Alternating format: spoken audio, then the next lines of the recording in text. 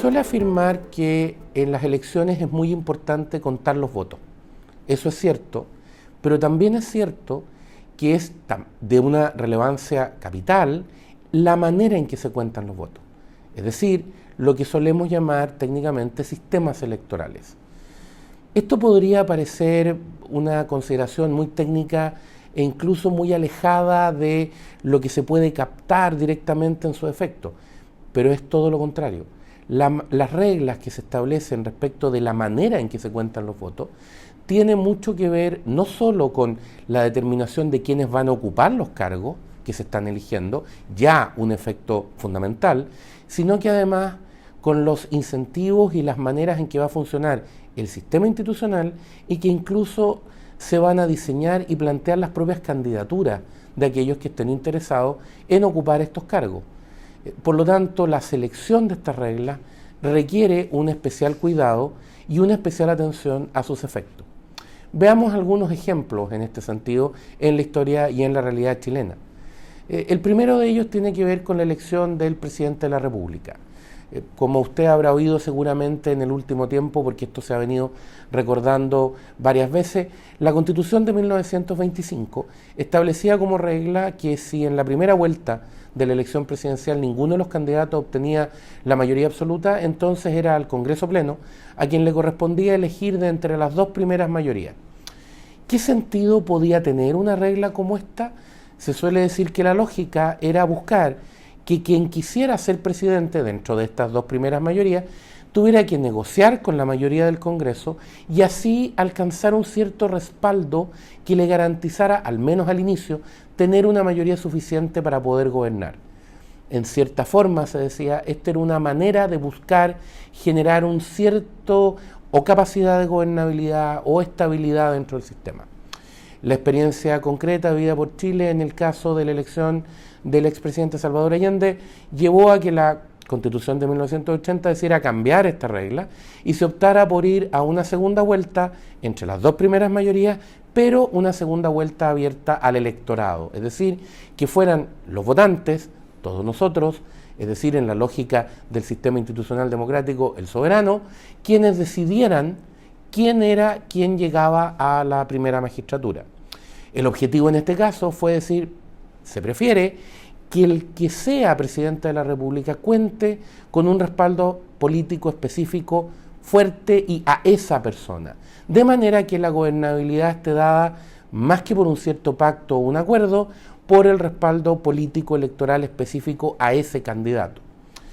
El problema que tenemos hoy día en nuestro país es que ese mecanismo tiene por el frente el mecanismo del Congreso, que se traduce en que con un Congreso fragmentado, que además elige a los parlamentarios en momento simultáneo temporalmente con la primera vuelta presidencial, no con la segunda, entonces lo que empezamos a tener es una situación en que el presidente de la República o quien accede a la presidencia lo hace con una votación muy importante, pero que no está sincronizada con la estructura del Congreso. Y por lo tanto podemos tener un presidente de minoría en primera vuelta, de mayoría en segunda, pero que tiene un Congreso en que tiene minoría. Y en la medida en que se eliminó de nuestro sistema la elección parlamentaria de medio término, es decir, a la mitad del periodo, cuando se redujo el periodo presidencial a 4 años, se eliminó esa elección que, como digo, se preveía en el diseño original de la Constitución, entonces un presidente que entra al cargo en esa situación no tiene manera de alterarla durante todo su periodo. Por ende, está condenado, se podría decir, a ser presidente de minoría durante todo el resto de su periodo, lo que puede ser una situación particularmente compleja. Tal como decíamos, si uno mira el otro ejemplo, que es el caso del Congreso Nacional, en el diseño original de la Constitución de 1980 lo que se hacía era pensar en una elección a la mitad del periodo.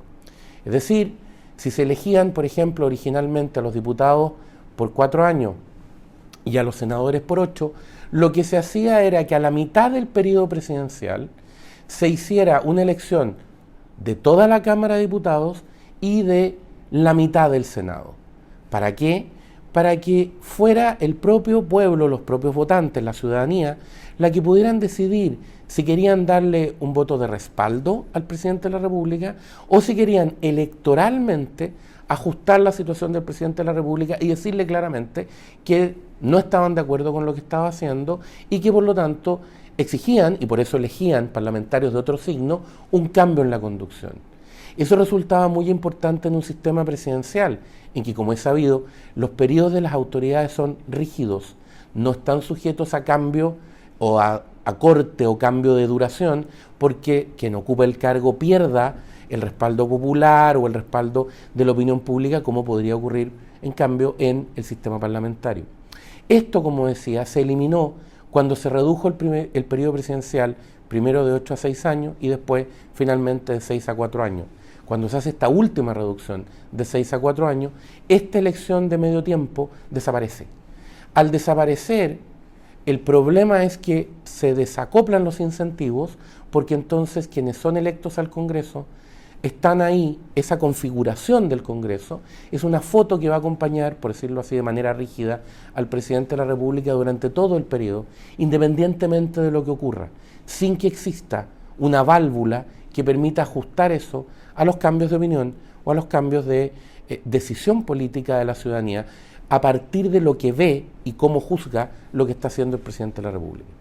Dicho lo anterior, entonces, parece interesante e importante que ahora, en este segundo proceso constitucional que estamos desarrollando, se revisen al menos dos ideas que tienen que ver con la elección parlamentaria o con la manera en que se diseñan las elecciones parlamentarias. La primera, que tiene que ver con esto que planteábamos de los congresos fragmentados.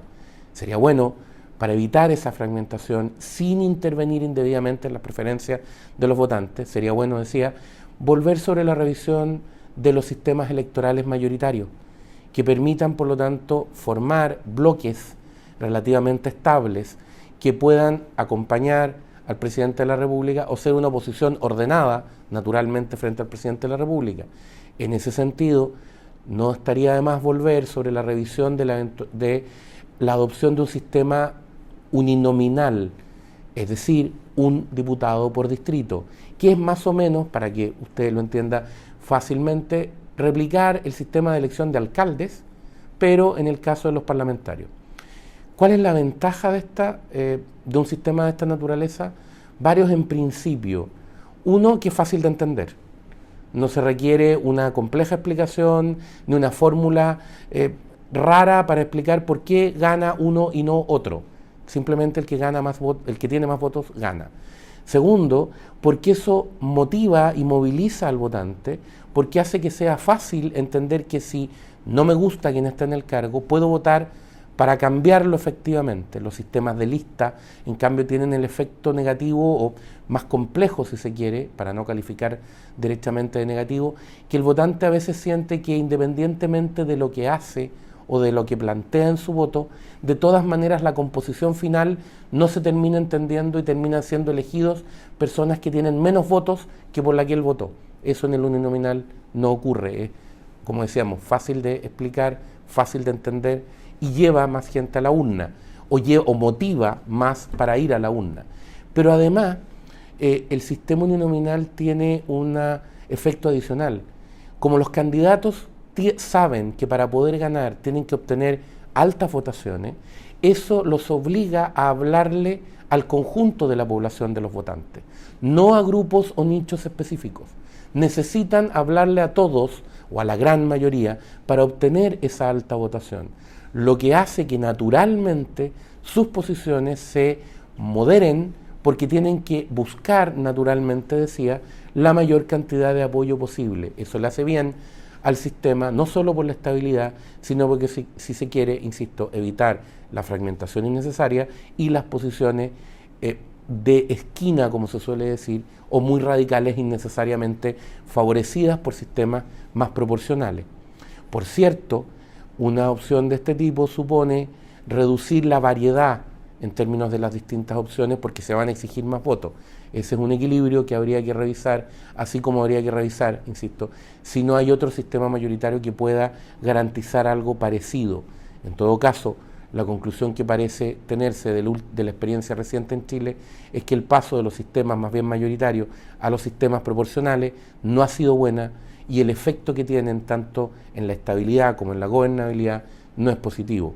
Lo otro tiene que ver con revisar nuevamente la posibilidad de contar con una elección de medio tiempo, en que por lo tanto sea la ciudadanía la que en una situación compleja, en que se tiene una opinión negativa de lo que está haciendo el gobierno o negativa de lo que está haciendo el Congreso, pueda traducir eso en votos y en una transformación de la composición del Congreso y por lo tanto en una transformación del equilibrio de los dos poderes políticos.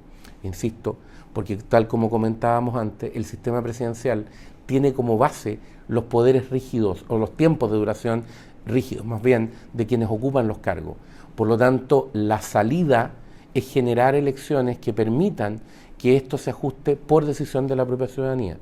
Dicho en otros términos, parece importante revisar la posibilidad de que si la población cree que el gobernante no está actuando como creyó que iba a actuar, pueda entonces cambiar el Congreso para favorecer a la oposición y controlar de mejor manera lo que el gobierno hace. Y a la inversa, si estima que el gobernante está haciéndolo bien y que el Congreso está obstruyéndolo, la mayoría del Congreso está obstruyéndolo innecesariamente, pueda cambiar esa conformación del Congreso y darle posibilidades al gobernante de llevar adelante el plan que tiene.